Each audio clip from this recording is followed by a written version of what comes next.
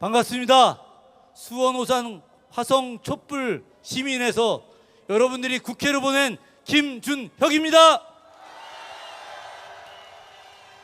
예, 요즘 언론에서 저 많이 보고 계시죠? 예, 계속해서 나오고 있습니다. 자, 역사 전공자 입장에서 몇 가지 이야기 좀 하도록 하겠습니다. 이 뒤에 가면 서울시청이 있고요. 서울시청 맞은편에 서울특별시 의회 건물이 있습니다. 그 건물은 일제강점기에 조선 총독부가 지었던 건물입니다. 그 건물 이름은 당시에 부민관이었습니다. 민초들을 부유하게 하겠다. 사실은 여기서 민은 일본 사람들을 말하는 것일 수도 있겠죠. 이름은 거창했는데 그 공간은 철저하게 친일 공간이었습니다. 1941년 12월 27일 거기서 희한한 결의대회가 있었습니다.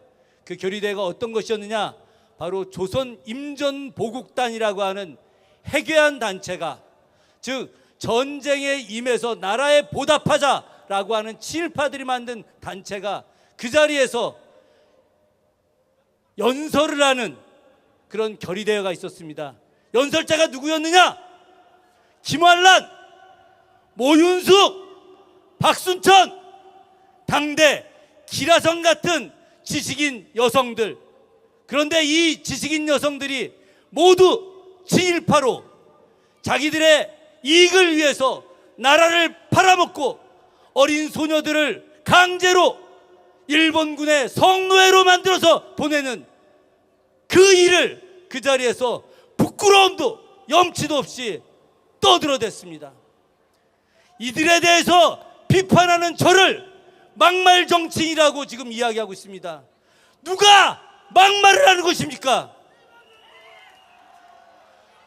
그런데 이들의 후예들이 아직도 이 땅을 지배하고 있습니다.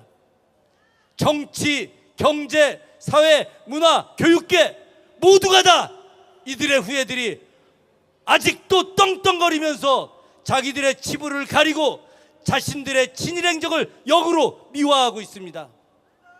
지금 일본에서 어떤 일이 벌어지고 있느냐?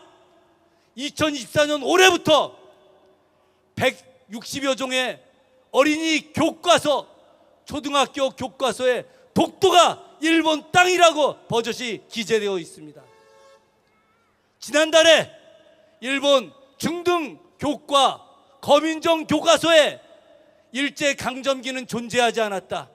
일본이 조선을 36년간 지배하고 식민 지배했다. 이것이 아니라 잘 가리켜서 경제적으로 번영하게 만들었다. 침략이 아니라 진출이다. 이렇게 교과서를 만들고 내년부터 배포할 예정입니다. 2028년 6월 20일 오늘 이탈리아 스틴티노시에 평화의 소녀상이 건립되기로 되어 있었습니다. 바로 이 순간, 바로 지금 평화의 소녀상이 건립되기로 되어 있었는데 주 이태리 일본 대사가 찾아와서 방해 공작을 펼쳐서 끝내 연기하게 됐습니다. 그런데 이렇게 주 이태리 일본 대사가 방해하고 있는데 주 이태리 한국 대사는 나타나지도 않고 있습니다. 왜 그럴까요? 윤석열 정부가 우리 민족을 지키는 것이 아니라, 우리나라의 역사를 지키는 것이 아니라 오로지 일본 편에서 친일본적 행위만을 일삼고 있기 때문입니다. 일본 교과서에 대해서 항의도 없고 사도광산이 세계유산으로 등재되는 것에 대해서도 항의도 하지 않고 있고 오로지 일본이 하고 있는 일에 대해서 침묵으로 일관하고, 독도 인근에서 일본 군함이 훈련을 해도 우리나라 국회의원들이 독도에 가는 것에 대해서 왜 우리 땅에 대한민국 국회의원들이 가느냐 항의해도 이것에 대해서 어떠한 항의도 하고 있지 않은 것이 현재 윤석열 정부입니다. 여러분, 대한민국 헌법을 보십시오. 대한민국 헌법 전문에 뭐라고 기술되어 있습니까? 대한민국은 3.1 운동과 대한민국 임시정부를 계승한다라고 명백히 되어 있습니다. 바로 일본과 싸워서 되찾은 나라의 정신을 계승하겠다는 것인데, 3.1 정신과 대한민국 임시정부를 계승하겠다는 헌법을 윤석열 정부는 위반하고 있습니다. 헌법을 위반하면 어떻게 해야 됩니까? 어떻게 해야 됩니까? 맞습니다. 여러분과 제가 촛불 행동과 함께하는 국회의원들이 윤석열 정부를 탄핵시키기 위해서 함께 나가야 합니다. 저 앞서 얘기한 양문석 의원, 한창민 의원과 함께 촛불 행동 국회의원 모임 정식으로 만들어서 강력하게 싸워 나가겠습니다. 고맙습니다.